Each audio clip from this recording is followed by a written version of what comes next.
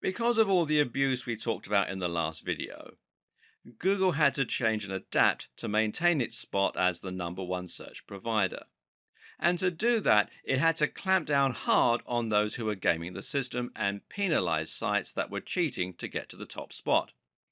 It did this by looking for obviously spammy strategies and de indexing or downgrading the sites.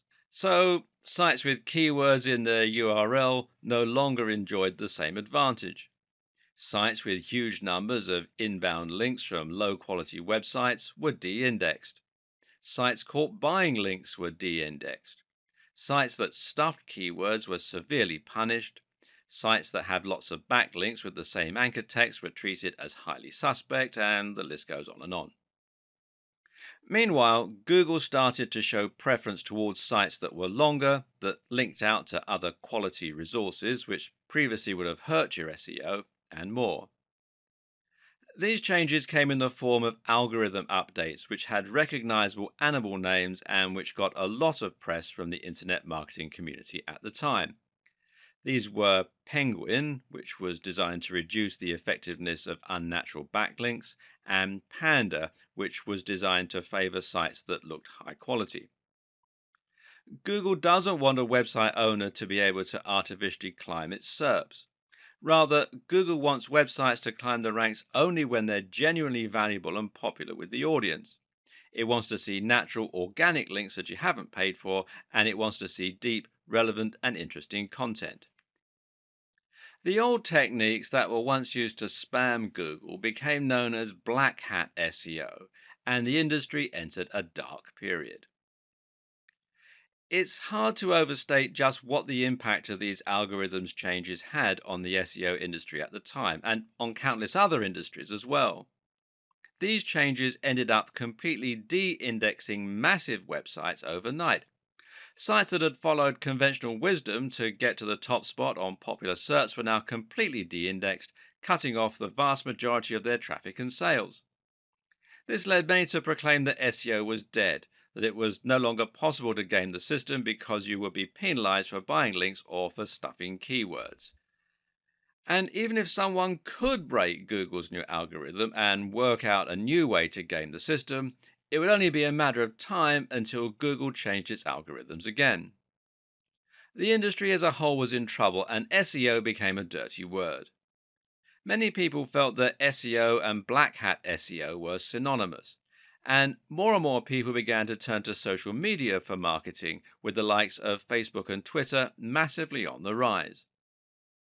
But was SEO really dead? Not at all. It was just going through a metamorphosis. SEO is not the techniques we use to get our sites to the top of Google.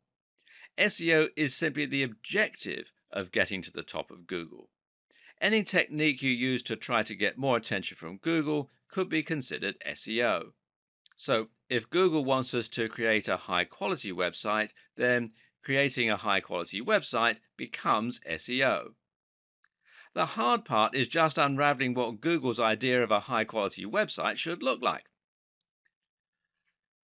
Keyword research is still useful, for example, but we now know that Google doesn't want us to overly stuff our websites with those search terms.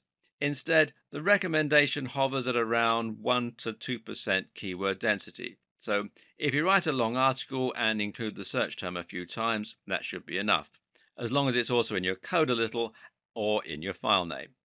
It's also worth noting that Google looks for keywords in specific places in your content and gives those extra value.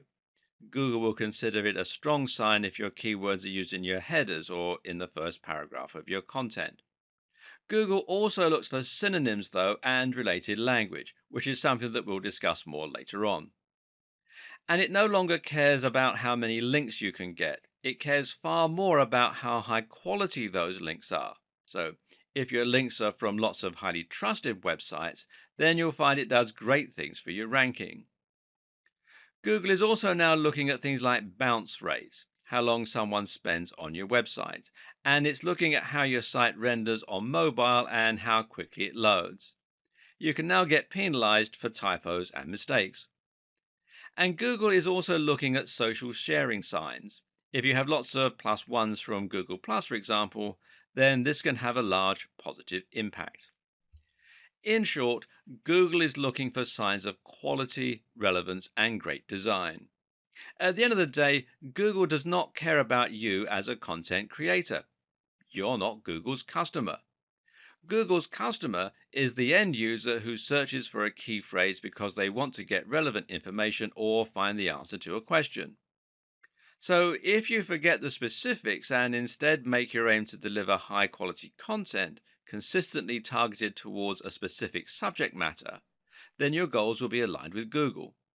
That means Google will want to share your content with its users. And it means that each update and change Google makes should actually benefit you as a creator. This is what good SEO is about today. Forget trying to trick Google and instead think about your users and think about working with Google.